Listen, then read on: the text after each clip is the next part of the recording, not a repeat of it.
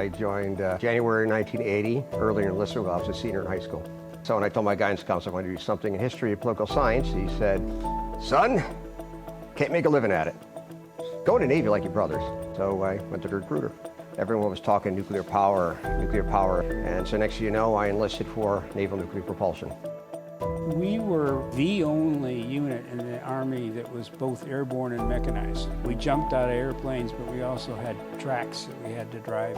We were responsible for helping hold the Fulda Gap, which, if you look it up, you'll see that it's one of the defenses against the Russians coming across. Each section actually had 6 missiles. 4 were conventional warheads, and 2 of them were nuclear. So we had 6 nuclear missiles and 12 high-explosive warheads. It's a nice place to visit, but I wouldn't want to live there.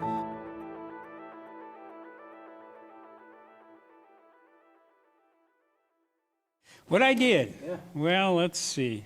I graduated from West Point in 1968. Went to Ranger School, served in Germany for about a year, and then I went to flight school.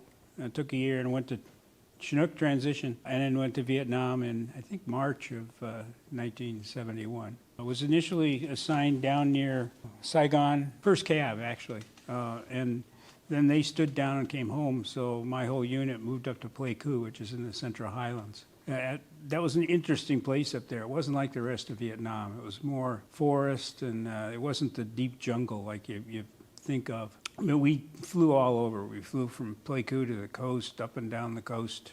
The Chinooks were big birds, if you've ever seen one. They can fly farther and faster than any of the other helicopters, even now, even the gunships and stuff. So we ended up doing some kind of interesting things. We'd fly CIA guys over into Laos onto mountaintops on the Ho Chi Minh Trail to drop them off and pick them up. I think if we'd crashed over there, they would have just said we didn't exist. So here's Pleiku. This is where we were located mainly. We'd fly over the coast a lot, Quy Nhon, down to Tuiwa. We'd go up in this area, service some of the engineers. 101st was there for a while too. When we went over into Laos, we'd end up dropping them off somewhere over here, right on top of the Ho Chi Minh Trail. That was some of the more interesting flying that we did. We even slung load some water buffalo one time to take up to the mountain yards. I heard a story, it wasn't me, but we carried a couple of water buffalo in wooden crates inside the ship. We're glad when they got out, but I did hear a story of one where the water buffalo got out when they're up in the air and just ran off the rear ramp at about 3,000 feet.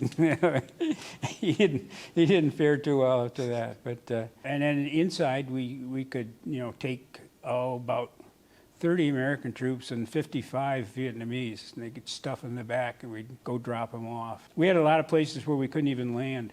We'd have to just put the back wheels down and let people off and then take off again. Anyway, I came back and a few years ago I came down with a type of lymphoma that's related to exposure to Agent Orange. The updraft would just go all over the ship. So, but it's treatable, so I'm still doing good, enjoying life. I mean, that's in a nutshell, really. Yeah. Never got shot down.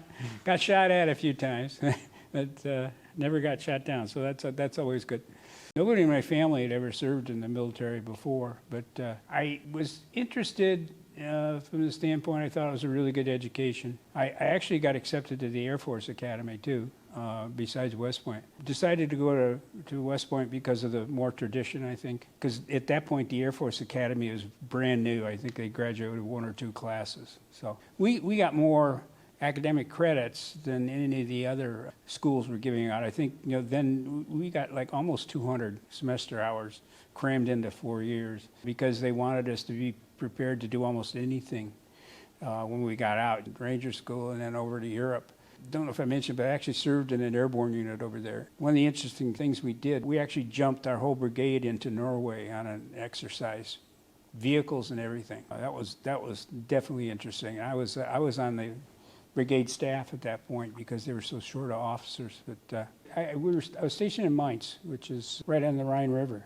Beautiful area. We were the only unit in the Army that was both airborne and mechanized. So we jumped out of airplanes, but we also had tracks that we had to drive. And we were responsible for helping hold the Fulda Gap, which, if you look it up, you'll see that it's one of the defenses against the Russians coming across. And so every once in a while we'd have drills where we'd have to take everything and go up and get in position, sit there for a day or so, and then come back. It was, again, a definitely an interesting time. So we were all shooted up in the airplanes with the engines running to jump into Libya when Muammar Gaddafi took over. And I guess the higher-ups decided they weren't going to do it, so we didn't actually take off. The engines were going, we were on the runway, but they canceled us at the last minute. So, yeah, that's always kind of interesting. We also did a lot of recovery of Hueys that had been shot down. We'd go in and lift them out. And I can remember one particular one that was interesting because it was in a area that had been deforested, but there was these 100-foot tall trees that were just spikes sticking straight up. It wasn't all that much bigger than the blades on our helicopter. So I had to fix my sight on the ground in front of me, and then I had to have the two gunners and the crew chief tell me how close I was at the back with the rotors, so I could tell me to move. If you happened to hit one of those trees, it wouldn't have been, it'd ruin your whole day. I got a few things to show you in here. This actually is, the name on it was the Whisbrook. This is the one that crashed into the South China Sea. So it's no longer around, neither of the people that were flying it, but it was an interesting ship. Now these are interesting. They're little Montagnard children. They'd always come out if we landed somewhere out in the middle of nowhere. Now this one's carrying its little brother or sister there. We'd give them rides, but we were also giving them supplies, so they were real interested in us. They didn't have a lot, but they were happy little kids. This shows the get-up we had. We had Nomex flight suits, which are flame retardant. A vest that weighed about 30 pounds, I think. It was a ceramic thing back then. Wasn't like they have now. I carried a .38 revolver, and we also threw an M16 behind our seat just in case we needed it. But it's actually a Chinook lifting a Chinook, an old one that was getting ready to be cut up for scrap, basically. We could lift a Huey with everything on it.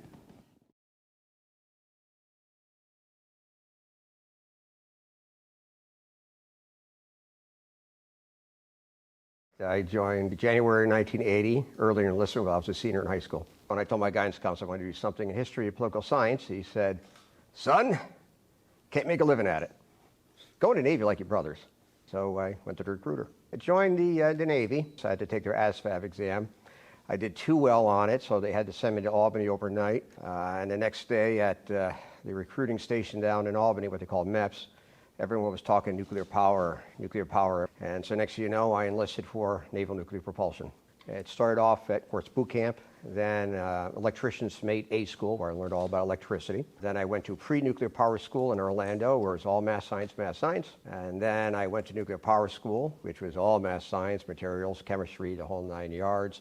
Then I transferred up to Capel, up here in Saratoga, where I was a student at the S3G prototype plant, and I qualified there. And from there, I transferred to Portsmouth, New Hampshire, where my submarine was, USS Trepang, a Sturgeon-class submarine. So after our boat finished its overhaul in the shipyard, we transferred down into London, Connecticut submarine base, where we were Squadron 10, which was a squadron downriver of the base. We were a work hard, play hard boat. We did deployments in the Mediterranean for about 8 months, deployments in the South Atlantic, did a deployment in the North Atlantic, where we were under the ice for 4.5 months before we surfaced, went through the ice about 8 times. Got called up for a deployment with Grenada, when that was happening in '83, after we actually just got back from deployment. When I was first on, I was the new guy. There were not enough bunks on the submarine, and I slept on a mattress on a torpedo rack, so I had a Mark 48 torpedo next to me. Next to it was a nuclear warhead sub-rock, and the lights were always on because the torpedo room is a weapons platform, so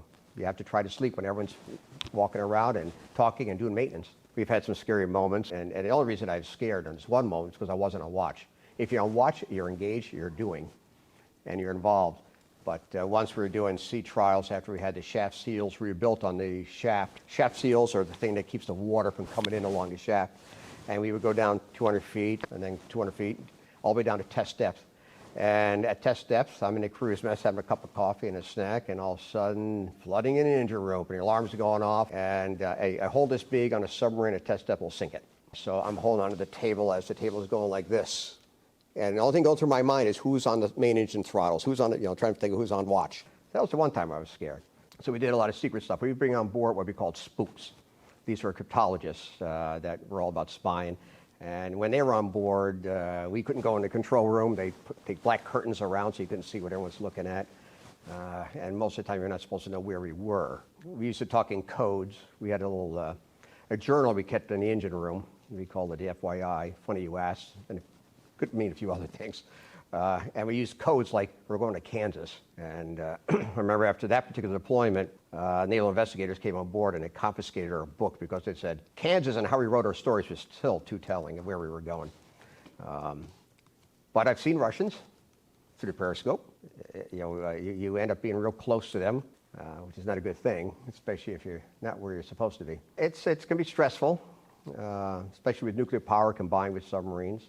When I went from sea duty to shore duty, because I became a naval instructor at the Knowles Lab, so I taught nuclear power, electrical engineering for about 4 years when I transferred off the boat to the Capitol site. It was fascinating to come back from one long deployment. We had left, disco was still in, and we get back into port and we're listening to Red Corvette and all this other stuff. We're like, what is this stuff, right? The new wave had hit, right? Prince and all that was coming in. And all the TV ads and shows, everything had changed because we were so isolated. Adjusting to civilian life after the military had its challenges. I was an electrical supervisor at a cement plant, and then I worked at a power plant, gas turbine, generators, steam turbines, 1,200-pound boilers. I did that for about 2 years. Enjoyed the work, rotating shifts though. And then I was laid off. Laid off is hard, and I couldn't find work. And that's when my new wife, I had just gotten married, said, you always want to do history, political science. Why don't you go to college, see what happens? So that's what I did. And I did a master's in history, then I did a master's in teaching. Sometimes in education, people don't like veterans, but I stayed involved in school activities as much as I can, sort of doing stuff outside of school in the community, VFW, American Legion. And plus I have a military history class here, an American Revolutionary class here. I love history. I say the root of history is story. I just love the story, and I will challenge Mr. DePremio when it comes to the most fascinating characters. I can come up with nonfiction characters that are far more fascinating than Batman or any of that, because people are real, and you'd be surprised what real people really do. Sign up for my American Revolution and talk to military history class. We're offering military history classes this next semester. There's room. I'm just so pleased you ladies and gentlemen are doing this. I grew up mostly down in Rockland County, just outside New York City, in the town Stony Point, New York. I wasn't exactly focused when I graduated high school, and I went to community college and did not fare very well. And then they still had the draft at the time, and my draft number came up 11, and I figured, they may call me, they may not, but it's a good reason to get out of Dodge, so I figured, let me go. And the recruiter said, don't you want to be an MP and, go to Fort Bragg, there's lots of action. And I was like, no, I don't want to be an MP and go to Fort Bragg. I don't want to do that. He's like, oh, come on. I said, all right, fine. Just go ahead and put it in. I'm not going to worry about it. Well, the guarantee came back a week or two later to be an MP stationed at Homestead Air Force Base. Not that I wanted to be an MP, but I was like, it might work out. I ended up taking the guarantee to be an MP and go to Florida. What exactly is, I assume MP is military police officer? Military police, yes. What is a military police officer? It's basically, it's the military version of a civilian police officer. We're basically a cop for the military. And I get to Homestead Air Force Base, and a guy that I was in MP school with, we reported into the headquarters company at Homestead, and they said, well, you guys are being assigned to A battery, so, and then we're like, where's A battery? He says, well, follow the duty van out to the A battery. And we literally drove from Homestead Air Force Base about 24 miles out into nothingness.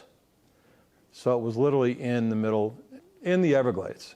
As an MP at a nuclear missile site, it was not what I would have ever agreed to had I known what it was before I went there. I was site security, but actually more specific, I was a post 3 guard. The nuclear missile site had an uprange and a downrange area. The MPs were all assigned to the downrange area, and we had two groups. We had the regular MPs and we had dog handlers. The dog handlers walked perimeter security at night. Dog handlers would be out from 5 o'clock at night until 7 in the morning. At the site, I was working 24 hours on, 24 hours off, and you'd literally be on duty for 24 hours at a clip. So my job was post 3. Post 3 was a 15 by 15 foot building that had a floor to ceiling turnstile in it, whereby the people would pass through, have to go through the turnstile in order to get into what was called the exclusion area. The exclusion area is where the actual missiles were. And our job was to control access in and out. Who was in the sections at any given time? Each section actually had 6 missiles, 4 were conventional warheads, and 2 of them were nuclear. So we had 6 nuclear missiles and 12 high explosive warheads. It's a nice place to visit, but I wouldn't want to live there. But yeah, it was a different time to be in because you didn't wear your uniform when you went home on leave because people weren't necessarily kind to you. Fortunately, I didn't have too much of a problem.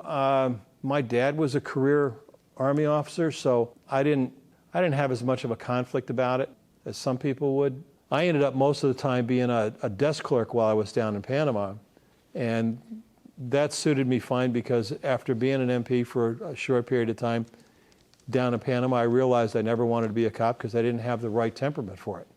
Oh, Panama. It's gorgeous country, beautiful landscape, lots of poverty, lots of corruption, unfortunately. Tens of thousands of crabs would migrate for a breeding season and cross the road, and they would cover the road from one side to the other. You could not drive without squashing a crab. Wow. And a lot of guys got flat tires. We had one sergeant that used to trap a bunch of them, and then he'd feed them cornmeal for a week, and then he'd have himself a little crab bake, eat the crabs. Kuna Indians worked for the military, and they did KP, and they cleaned the barracks, and they were just hardworking, great, nice people. Very friendly, very honest. The women used to make what were called molas. I wish I had brought a sample of that. That was I brought back one from Panama. I had more focus when I got out of the Army. I went back to school, went to New York Institute of Technology in Old Westbury, Long Island, and got a degree in architecture, and eventually got my architecture license. Worked as an architect. I spent 34 years working for the Dormitory Authority, State of New York. Well, thank you so much for coming on, and thank you for your service. Well, thank you very much for inviting me. I appreciate it.